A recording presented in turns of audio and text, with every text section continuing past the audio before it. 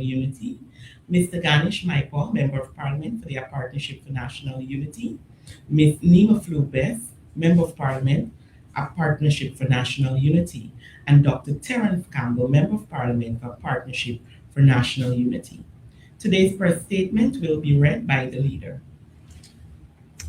The 2026 budget is a recipe for increased poverty and does not put people first. Having campaigned in the 2025 elections under the theme Putting People First and pursuing a people-centered development strategy, we found it interesting that the PPP government chose to use our theme for the 2026 budget rather than their campaign theme. They are probably ashamed since they know that they are not moving forward together for a better Guyana as their theme suggests. While we welcome the acknowledgement that we were correct in deciding to put people first, we are deeply concerned that the government used the said theme. But when you scrutinize the budget, they continue to put themselves, families, friends, and favorites first. Were the government serious about putting people first, the budget would have had adequate provisions to deal with the high cost of living, poverty, a livable income, and a robust anti-corruption program. Budget 2026 fails to deal with these critical issues that will put people first. This budget gives 50.04% infrastructure development.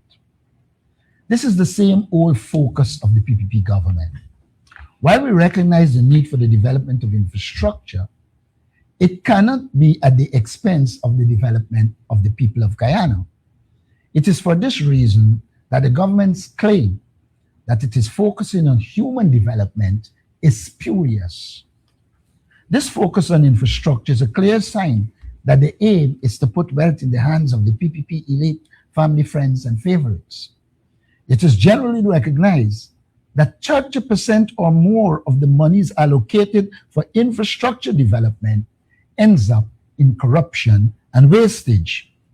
This is supported by evidence that would have emerged from a comparative analysis of highway development in Trinidad and Tobago and Guyana.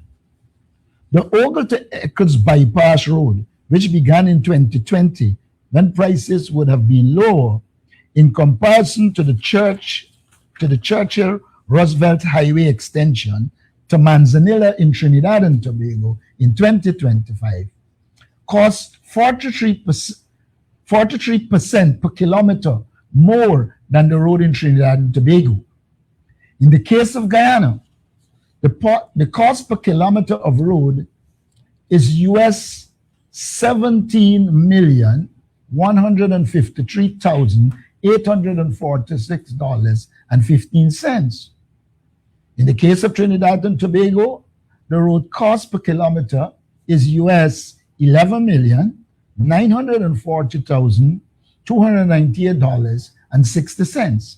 This means that Guyana pays US $5,213,547.55 per kilometer more than in Trinidad and Tobago.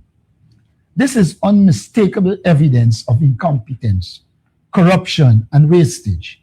Government cannot claim to be putting people first and allow such high levels of wastage and corruption when spending taxpayers' money. Interestingly, while the president said he will address the issue of corruption, there are no measures in this budget that look to address these critical questions of incompetence, wastage, and widespread corruption. In the APNU's approach of putting people first, we said clearly, give a livable income. Unfortunately, the government offers a 9% increase to public servants. This is inadequate and puts workers last. We call on the government to give public servants a minimum of 25% wages and salary increase. Why are we as a country earning large sums from oil but giving pittance to the poor and working people? Because we care crash grant increased by only $10,000 against the extremely high cost of living that public servants and low-wage private sector employees face. In contrast, APNU promised 120,000 cash grant for each child of school age. This is affordable, and if implemented, it will improve the quality of life of Guyanese poor and vulnerable groups and put people first. The alleged pension was increased by $5,000 to only $46,000 per month, even though President Ali himself promised Guyanese pensioners $60,000 per month.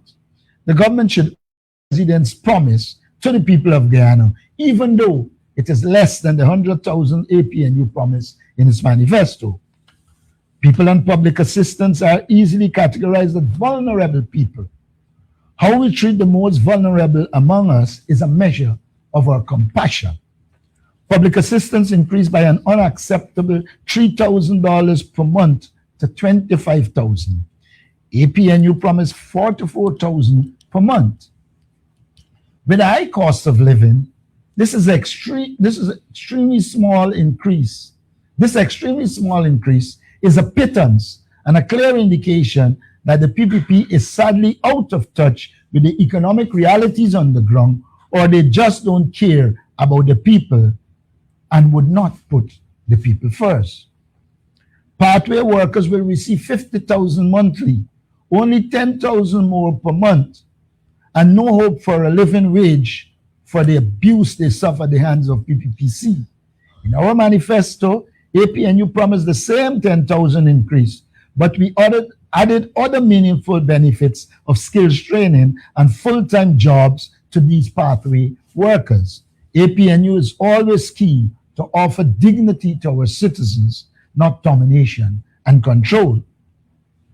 The undignified election gimmick of a $200,000 cash transfer was drastically cut to only $10,000 by the PPPC. In our manifesto, APNU offered $100,000 annually. The PPPC clearly is disrespectful to the Guyanese people and is not willing to put the people first. And even the increase of the income tax threshold by $10,000 is a joke that many Guyanese cannot afford to laugh at. It pains Guyanese. The PPPC budget measures above total approximately $78 billion.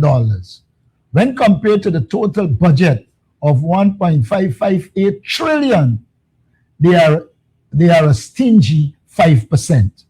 If we compare all the other so-called fiscal empowerment programs, which the PPP says total $100 billion, they are only 6.4% of the $1.558 trillion budget. Less than 7 cents of every budget dollar go to the people. Clearly, this is not putting people first. The question remains, who are the people that they are putting first? It reeks of families, friends, and favorites. This approach ensures continuing poverty. As it relates to poverty and improving living conditions, there's a paltry $100 million hidden in the budget under the Ministry of Finance, I quote, to improve living conditions to the most vulnerable groups through community development programs and projects. Please note, this is for all 10 administrative regions. Interestingly, the men on mission will get 900,000 or 900 million, which is 9 times the amount allocated to the vulnerable in Guyana. This cannot improve the lives of the vulnerable, much less contribute to poverty reduction. It is ridiculous, unconscionable, and unacceptable in Guyana, where more than 50% of the population live in poverty. Poverty reduction should have been one of the critical pillars of the budget if the government was serious about putting people first. In the absence of poverty reduction measures, the 2026 budget fails to deal with the critical issue of poverty reduction and ultimately poverty elimination.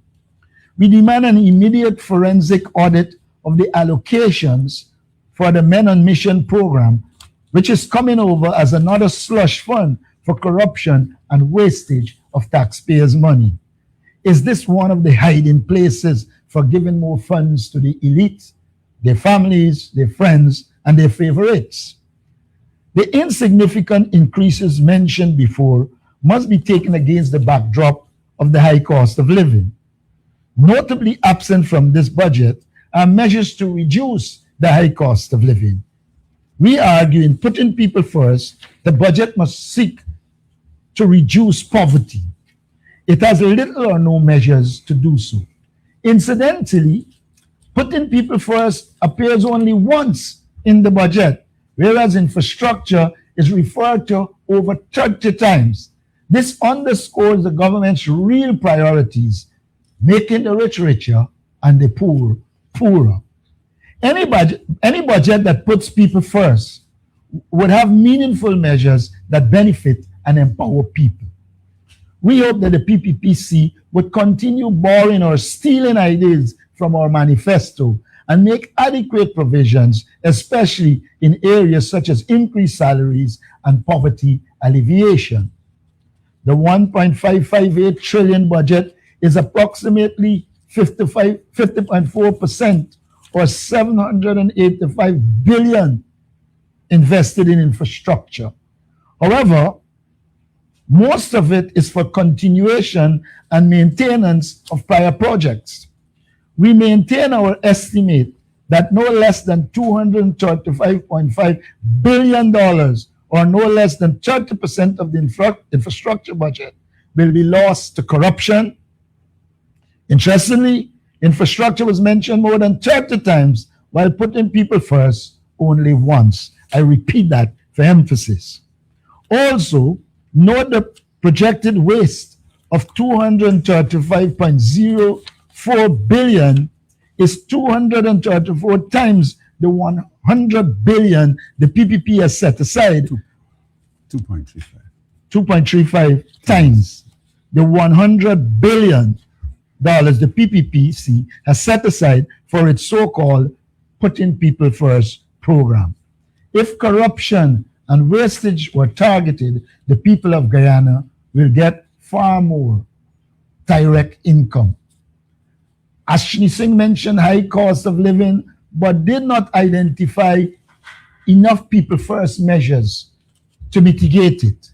He mentioned mitigating the cost of fuel, freight charges, and setting aside $9 billion to ease cost of living. There are no details on this program.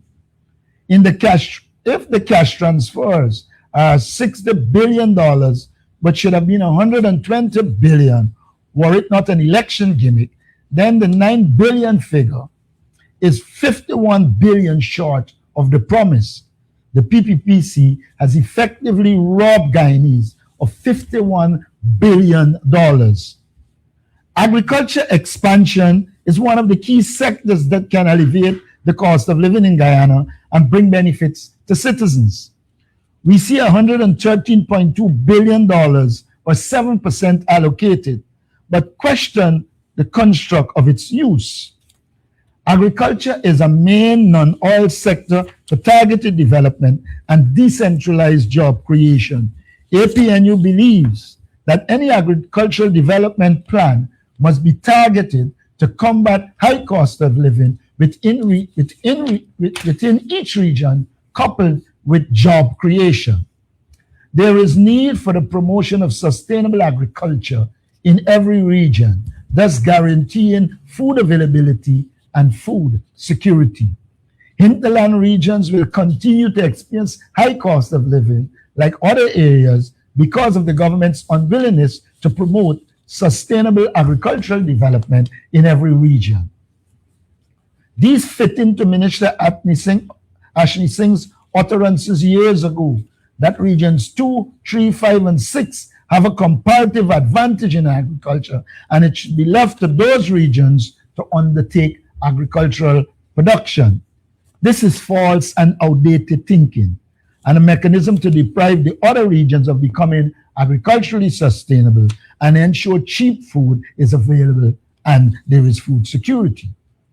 The APNU acknowledges that the PPPC has little or no ideas of their own, but we would have welcomed them stealing from our proposal of funding agricultural and other initiatives by delivering 50% of the carbon credits funds to residents of indigenous communities.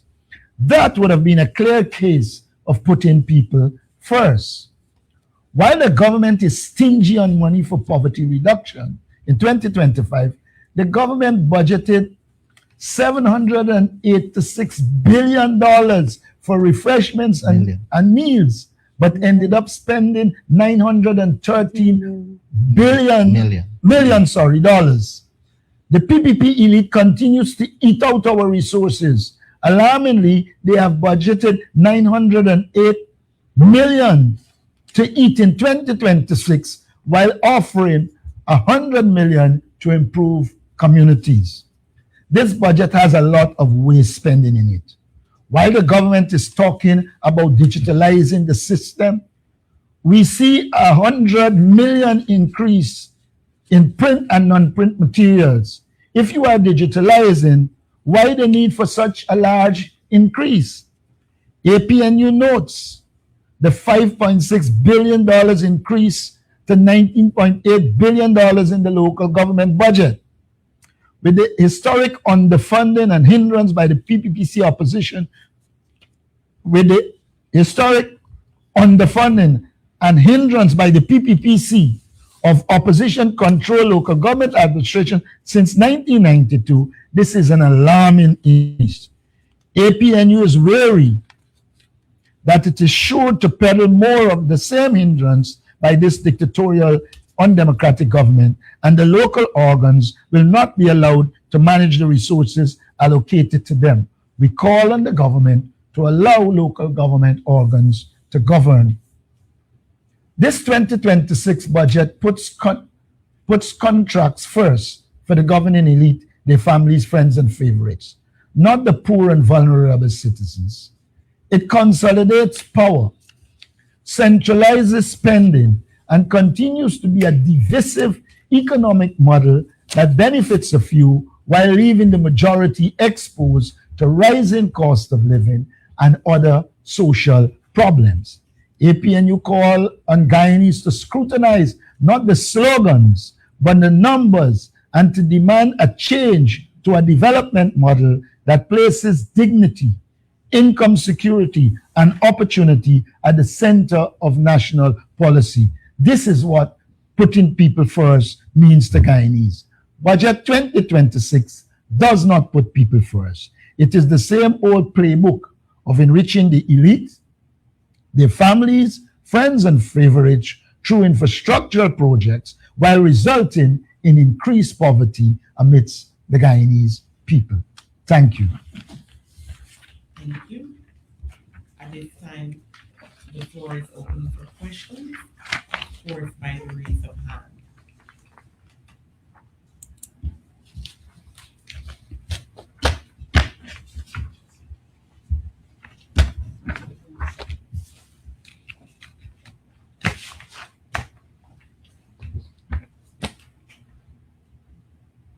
Sorry, I didn't hear clearly, Svetlana Marshall from News Source. Are you saying that it's now open for questions? Yes, Ms. Marsha.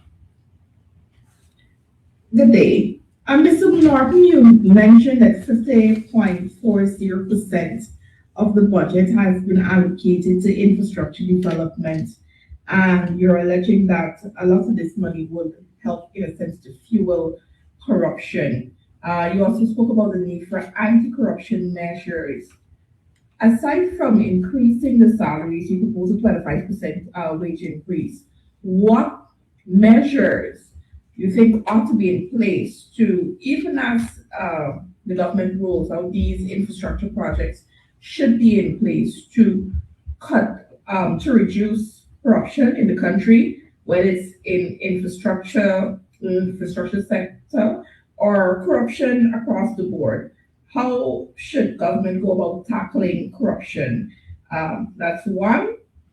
What are some of the cost of living measures ought to have been put in place?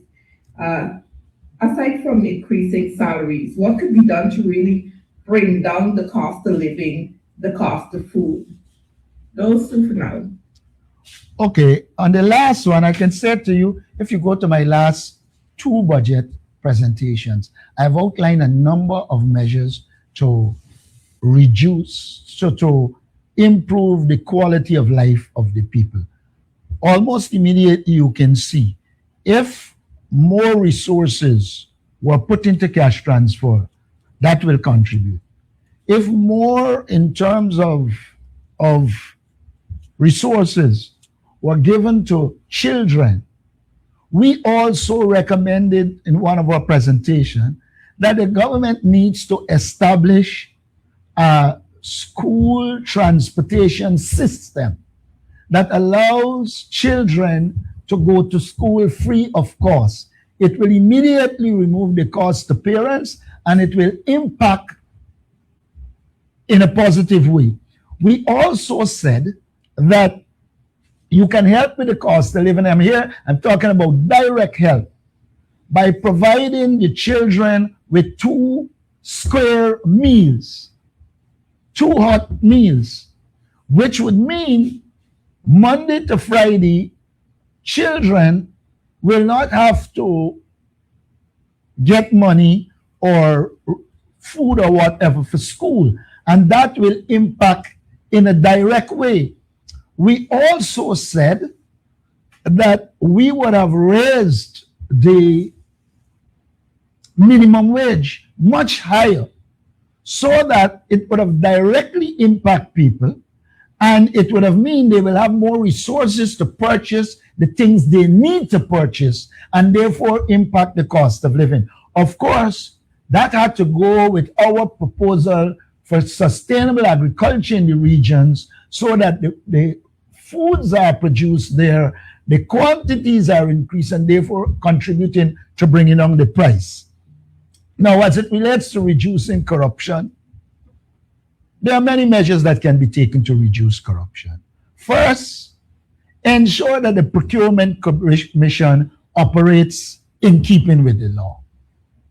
Second, reducing the amount of insider information that is given to contractors and develop a more open approach to government procurement, allowing the appeal mechanism of the procurement system to work independently of government so that it will be exposed if they do anything to the contrary. Now, I pointed to what is happening in Trinidad and Tobago. If you improve the competence of the government, you will have a situation where they will do comparative analysis and recognize that, look, a lot of things here are overpriced. Of course, we know it is in their corruption scheme to ensure they are overpriced. Now, the other thing is that you have to remove corruption from the top because that filters down. And the president could have outlined clear measures. At minimum, he could have, the finance minister, at minimum, he could have said, any government official found in corruption will be dealt with in keeping with the law. It might not have happened, but at least there would have been a measure there. So there are a whole plethora of measures that can be put in place to deal with corruption. That's the reality. Also, if in budgeting, you do proper budgeting so that you get the exact figures and you don't have to come 3 months from now for more money. The government abuse has to end if there is going to be a fight against corruption. Just to follow up, Mr. Norton, you mentioned among the measures cash transfer, increased cash transfer, but is it feasible to increase the cash transfer? Is it going to last like in the long term? and what impact such transfers would have on the economy. One of the things I didn't mention is reallocation of resources. Look, there's a definition in politics of politics called the authoritative allocation of resources, meaning the state has the authority to allocate the resources. And how the state allocates the resources give you an indication of which group the state is working in the interest of. If there is a proper reallocation of resources, we showed you that in comparative terms, we pay far more for a road, a kilometer of road work, than Trinidad pays. That in itself would constitute a saving. And if the minimum figure of 30% is used, you are saving $235 billion, which will make it sustainable. That has to be added to an economic approach in which you are increasing and expanding production so that the economy becomes more productive and it has at its disposal resources to utilize. Thank you. I see the hand of Mr. Antonio Day.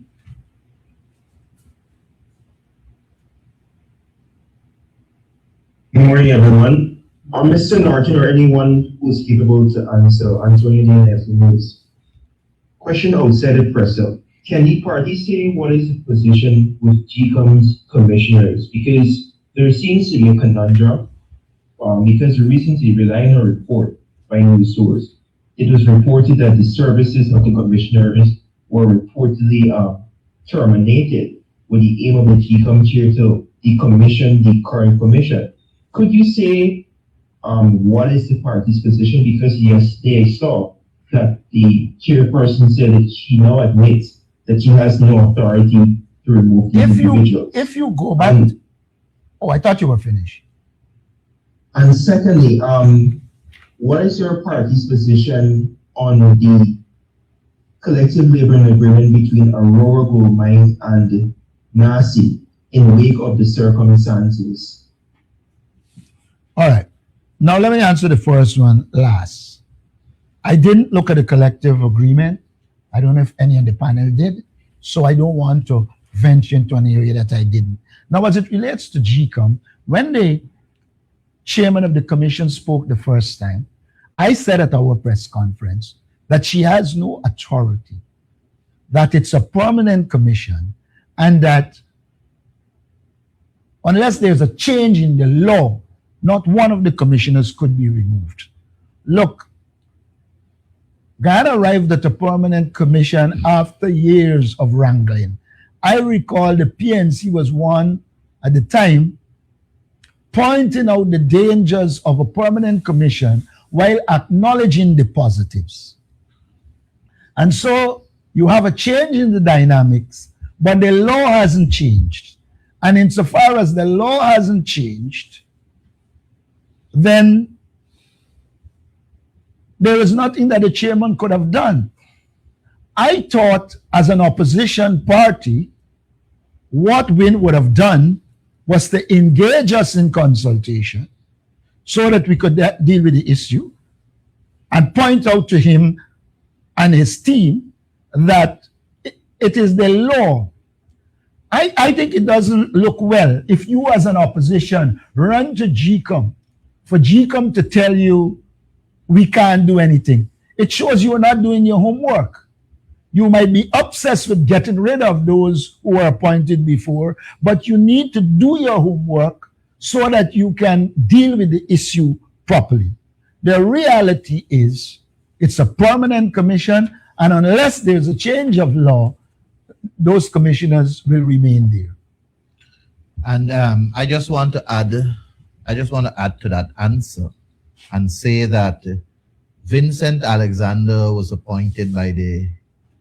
nominated by the PNC. Charles Corbin was nominated by the PNC, and Desmond Trotman was nominated by the APNU AFC. We would recall that Vincent Alexander and Charles Corbin were nominated when the PNC was in opposition, and Desmond Trotman was nominated when we were in government. And their appointment, they cannot be removed by those very parties who nominated them. And that's an important point to note. And I think there is a commissioner or two from the PPP side that were claimed to be from the PPP side that were nominated when the PPP was in opposition.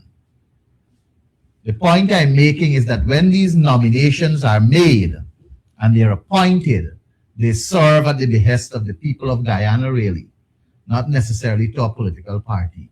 Because the political party, after making the nomination, no longer have that leverage or that claim to remove. Thank you. If I could just add as well, that the issue of appointments by the leader of the opposition is not limited to the opposition commissioners. It's also is well known that the chairperson of GECOM is appointed by the president after when he chooses from a list of 6 nominees that are provided to him by the leader of the opposition. And I find it curious that only the issue of the opposition commissioners has come up in the public, since the appointment of the leader of the opposition. Nothing has been heard about the chairperson of GECOM. And I would venture a little further to say that if I had to identify a problem at GECOM, I would first identify the chairperson as the source of most of the problems rather than the opposition commissioners. In fact, it is instructive that you go after the commissioners who have been fighting for changing the electoral system and leave the chairman who has been voting with the PPP. It is indicative of the fact that you support what is happening, and that is unfortunate. So, Mr. Norton, or anyone at the table, just to follow up, you're saying that it is indicative that the current leader of the opposition consult with the opposition parties so that we can be able to forge ahead as a resolution? What you're saying? What I said, were he an astute politician and he was properly advised, rather than run in the public and say, Alexander them must go, and then run to GECOM, he would have engaged. Let us have an understanding of the law, and let's work out if change is to occur, how it will occur. But as it presently is, you cannot make the change, any change, unless the law changes. And all the chairman said was that she couldn't. But recall that the chairman, without paying attention to the law, again, it's unfortunate, actually claimed to decommission the commission. And then I pointed out in a press conference that if she does that, she's decommissioning herself. And like I said, I find it strange that members of the opposition would target the commissioners, like Dr. Campbell said, without targeting the source of the problem, a chairman who votes every time with the government. It tells you a lot about the direction they're going. Thank you. The floor is still open for questions. Mr. Norton, I know you referenced to what is stated in law and in the Constitution with regards to whether the commissioners could be removed like that. But have you been in a discussion, have you spoken to those 3 commissioners to have an understanding of if there's a willingness on any of their part to step down, given the change in the political layout on the opposition side in Parliament? I saw no need to do that. In fact, if somebody goes out and say they have to move without even engaging them, why would I go down that road? I believe the law is clear. The commissioners are within their right to stay there, and I support them until probably there's a change in law. Svetlana, and the leader he remembers historical events with much greater clarity and accuracy than I do. But at one point, there was a call for Commissioner Alexander to leave to resign as a commissioner. And at the time, he made a public statement that he was not there to serve any political party. But once he appointed, he represented the opposition in its entirety. And that is a fact. One of the arguments made at the time of establishing a permanent commission is that they should represent the opposition and not a political party. Thank you.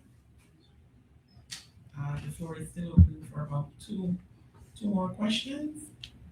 Okay, I'll go again. With respect to Region 10, you see, well, we heard from the Minister of Local Government, and she said, according to the laws governing the election at the level of the council, there's no role for her.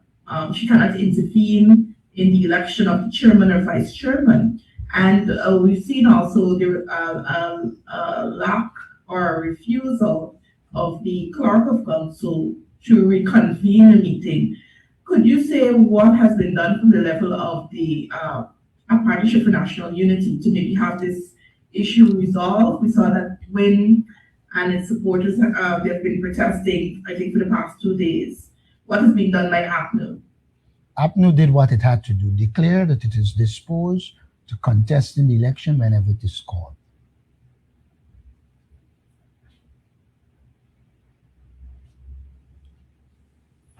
I mean, whenever, could be any time. It could be next year. Are you not concerned that a region? I wish that I could have said tomorrow, yesterday, Or later day on this after afternoon. tomorrow, but I cannot, and I don't believe in just speculating in the jungle, not even know what you're looking for. Thank you. Let me answer this way. The impasse is as a result of a tie between the two parties, APNU and AFC. Sorry, not AFC, WIN. Have the two parties met since to maybe hammer out an agreement as to how they will share maybe the chairman and vice chairman position? Any discussion along that line to ensure that whenever a meeting is called again, What I can that there is not what I can say to Go you ahead. from the time the situation emerged, personally, in fact, it was the first time I engaged with him. I engaged, and we were told in no uncertain terms that there's going to be a discussion. We will do what we have to do in Lynn, and this is meaning win. So after that, it is politics for me. Thank you. I see that. All right, hand. 1 second. I recognize the hand of Mr. Mark Benchcock. Hi, thank you, and good morning, everyone. 1 second. I Yeah. recognize the hand. My question is about the lack of any sort of interest to investigate serious allegations with regards to police recruits being sexually molested, and also the lack of energy on the part of the government on having an independent probe, a proper independent probe in the suicide of that young lady at the Georgetown Public Hospital.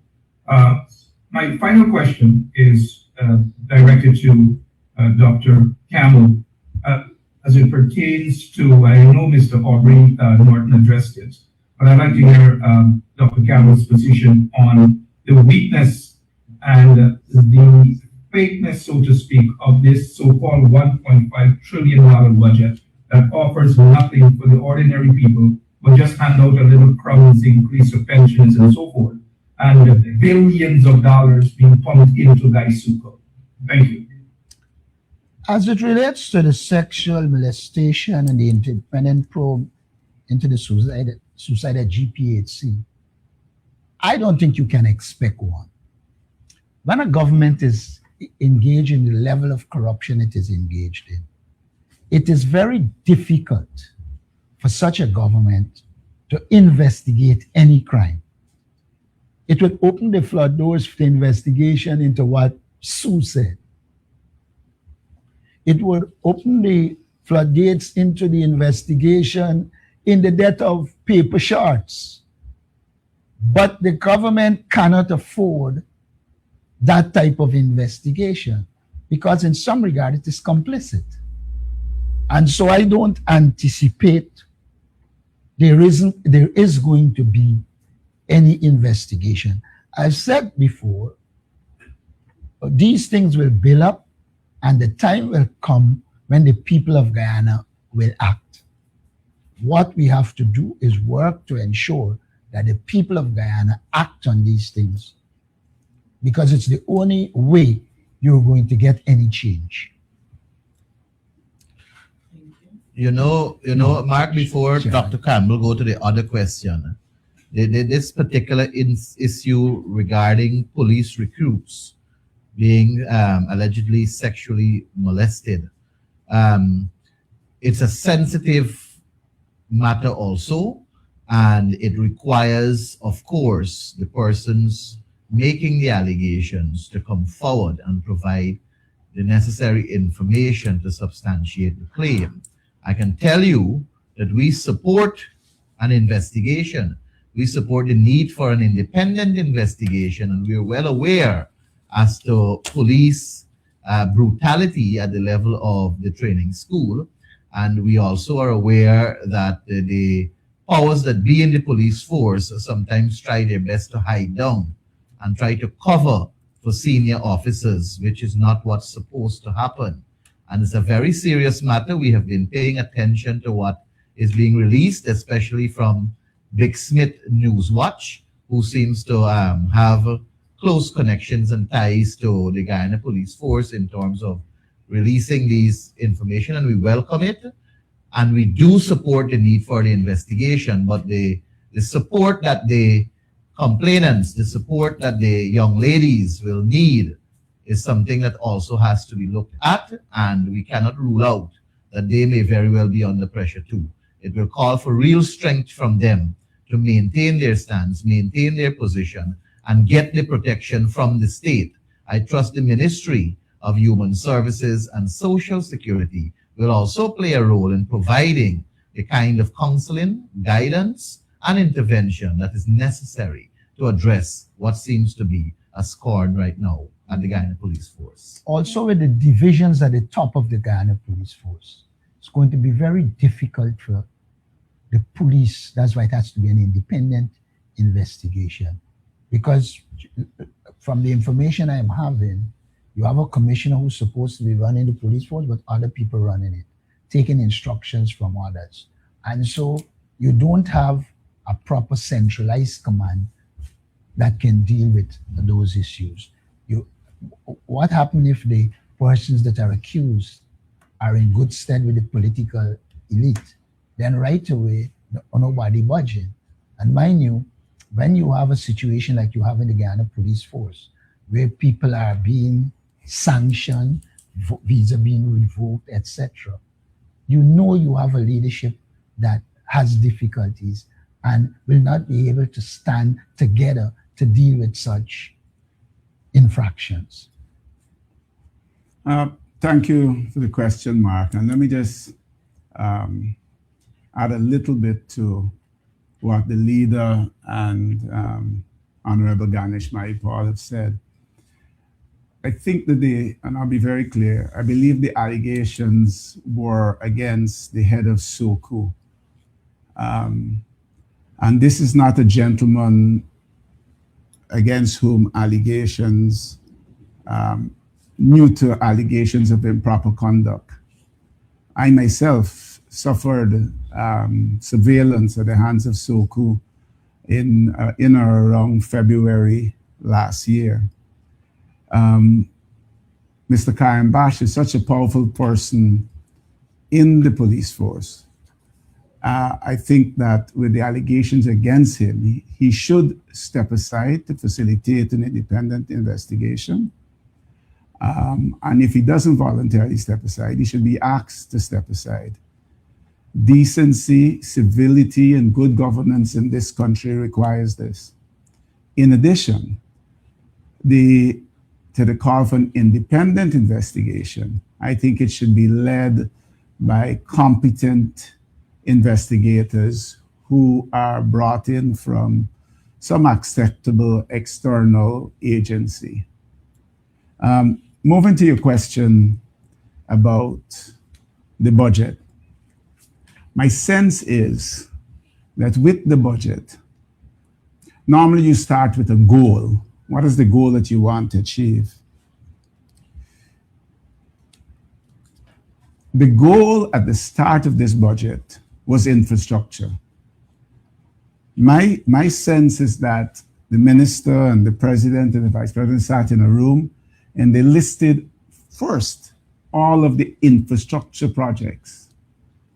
They listed the projects that were likely go to, and very important in those projects, the projects that were going to go to friends, family, and favorites, dredging the Berbice and the Demerara bridges. Having set out the infrastructure budget, and that took up 50% of, well, at that point, they would not have known exactly. They would have known what percentage of the revenues it would take up coming from oil and LCDS and tax revenues. But then they found themselves in a conundrum, and this has led to the biggest budget deficit ever at $450 billion. In that budget, as you pointed out, there is another $13 billion for GECOM. And let me say again that the APNU had a plan to strengthen and diversify GECOM into agro-processing, into housing, and so on, so as to reduce the drain on the treasury. What we have seen within recent times, and I will speak about this because sometimes these things happen and the Guyanese people really don't understand what is happening. I'm yet to receive an explanation as to why the GECOM should have they're talking about value added in so many different sectors. They're talking about value added in gold jewelry. They're talking about value added in furniture. Why not value added in sugar for GECOM? No, instead the deal is being done by a friend of the administration. So this government has no intention of putting the people first. It was infrastructure and then just marginal incremental increases in terms of income and in terms of poverty alleviation. Additionally, there is one other, we haven't brought it up in this press conference so far, but there is one other significant imbalance, and that is the regional imbalance, and I will keep pushing this. In Region 6, if I remember well, there is going to be a new regional airport. There is an ophthalmology institute. There is an oil and gas institute. There is an hospitality institute. There is a new gas pipeline that's coming to Region 6. There is a stadium at Palmyra. There's a Palmyra Cultural Institute that's coming. There's a Deepwater Harbor. What we are seeing is a diversion of resources towards Region 6. And regions like Regions 4 and 10 that are perhaps not considered favorable to this administration are being left behind and starved of resources. And we must call out the government for this imbalance. Thank you. I see the hand of Mr. Antonio there. Yeah, good morning again. Mr. Campbell or Mr. Maipal, because Mr. Norton said he would not be able to answer the question. My question still stands with the labor agreement between Aurora Gold Mines and Nasir. Sorry, Mr. Solomon is not here because he is vocal on this matter. Would any of the two individuals be able to speak on the subject? I think it is, if I'm not mistaken, I did see something in the press about 8% and 9% or something along that line. But I prefer for us to give that, study that some more, and perhaps gather some more information, and then it will put us in a better light to present a more informed answer. Antonio, I would say this to you. I've said that I haven't looked at it in detail, and I wanted to be clear. I'm not prepared to just comment for the sake of commenting. Whenever at the policy level you're commenting, you should have already analyzed all aspects of it and be able to put firm, clear positions. And we will do that in future. But I don't want Understood, Mr. Norton, and I understand. That's why I defer the question to the other parties. All right, Mr. Paul, my last question. Can you guide us on the practicality of APNU formulating its own shadow cabinet, given that WIN is the main opposition party? Because I know that budget presentations are set for Monday, and I know that yourself and other members of the APNU have the portfolios. So I just wanted guidance as to how that is going to play out. Let me say this. The construct of a shadow minister is a convention. It has no basis in the Constitution. It doesn't have any in the standing orders, etc.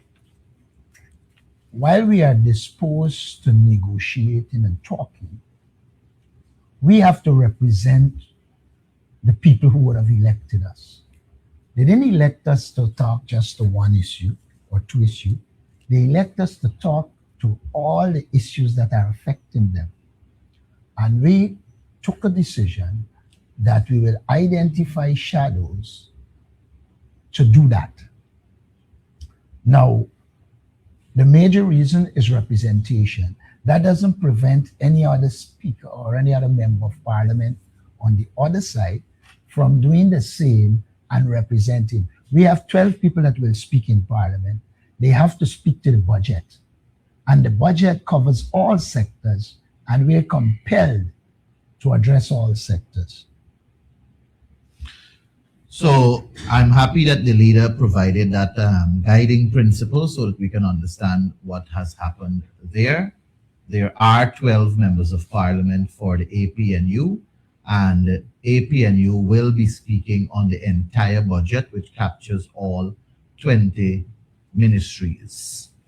I want to go a little further and say to you that I understand, on our side, we understand that when it comes to the budget debates, there are going to be 27 members from the PPP side who are likely to speak for 30 minutes with an extension of 5 minutes should they require it. And the normal practice in the parliament has been for the opposition side to get the equivalent in terms of the ministries that are available. So right now, the government has 20 ministries. So it is expected for 20 opposition MPs to be afforded that same 30 minutes plus 5 minutes for their presentations, while the others will have 15 minutes plus 5 should they need it. The APNU reached out to WIN in good faith, and that was because we do want to see a smooth flow of the budget presentations, and we also want to not deprive members of the opportunity to utilize the maximum available time so that they can be able to speak on the budget with great clarity. Unfortunately, the discussion between WIN and APNU is at an impasse because WIN wants to take 13 of the 20 allotted 30 plus 5 time, or else we may want to term it as shadows, and they want to give Amanza 1 also, which makes it 14, and they want to give APNU 5, and the leader of the opposition getting the 1 hour period also. We have advanced from the APNU side an argument that speaks to proportionality.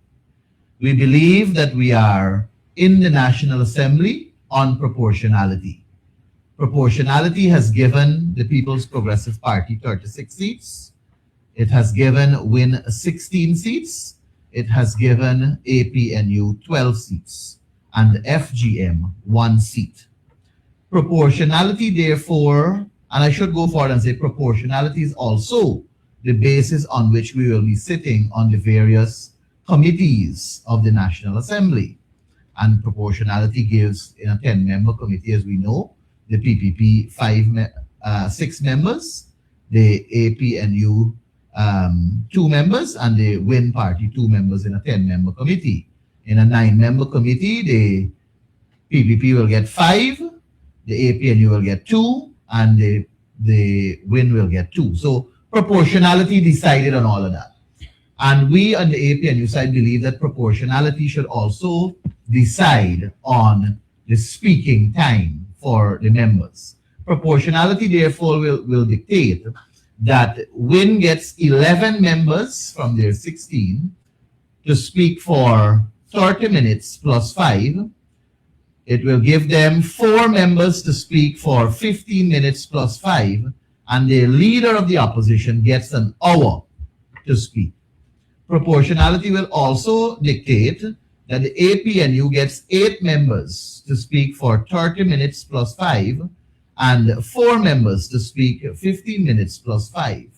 And proportionality will also give the 1 member from FGM 30 minutes plus 5. Because according to proportionality, FGM gets 1, APNU gets 8, and WIN gets 11. That's going to give you the 20 ministries to cover in budget presentation for 30 plus 5. Unfortunately, WIN has signaled their non-cooperation towards that, and we are at an impasse. I am guided, having communicated with the Chief Whip of the People's Progressive Party, Gail Teixeira, that no list has been submitted to her as yet from the opposition with reference to the order of speaking nor the time allocated for speaking. I have, however, indicated to her that our list of speakers will be submitted to her by the end of today should nothing come out from WIN reference to this negotiation.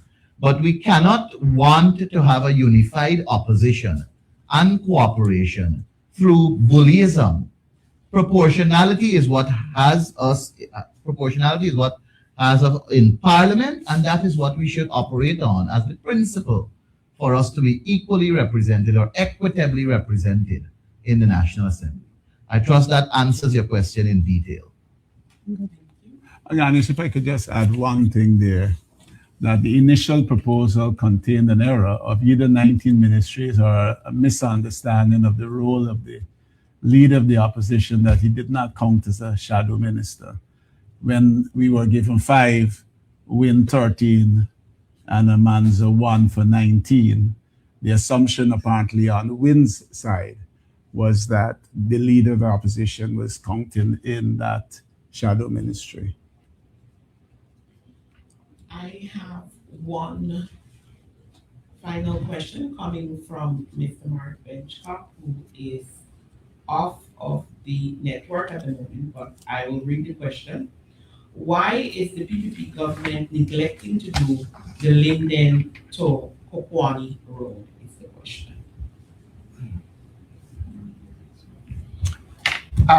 The PPP has never shown an interest in Region 10, except if they think they can get support based on what they would have done. And if you know, before we came to government in 2015, that road was impassable. We had improved it and bring it to the point where you could have driven and get to Kokwani in no time. They have allowed it to deteriorate, and they seem to show no interest Why they're doing that is a question for the PPP. I can only speculate that it is part of the approach to the APNU areas. Thank you. At this time, I want to. Mr. Ennis, if I may, I just wanted a query from Mr. Paul. So Mr. Paul, given that there seems to be an impasse, you are not sure if there is going to be a compromise the amount of time that is allotted. I don't know what you mean by compromise. What I know is that there's a practice in the National Assembly, and it's a matter of the opposition side sorting themselves out. We have extended and we have been showing great strides in wanting to ensure that we make the effort of getting it right, but simultaneously we don't expect to be bullied. I mean, between Win and us, they're 16 and we're 12. This is the first time we are both actually strong in the National Assembly. Yes, they have 16 seats, but we equally have 12, and that is not a small number either. All I'm asking for is for Win to recognize that we are in the National Assembly on proportionality, and let's get this work done and done properly so that we can hold the government accountable. I mean, the problem doesn't exist with the PPP here. It exists with Win. And we have what I will say a plausible solution in the sense of proportionality. And it's most unfortunate that Win doesn't seem to want to respect proportionality, but want to be dominant, controlling, and want to bully us. And we will not have that. Thank you. At this time, I would like to thank our media personnel for joining today's press conference, and of course, you, our viewing audience, and all the social media platforms. And I do hope that you have a wonderful weekend as we come to the end of January. And we look forward to see you in the month of February. Do have a wonderful afternoon.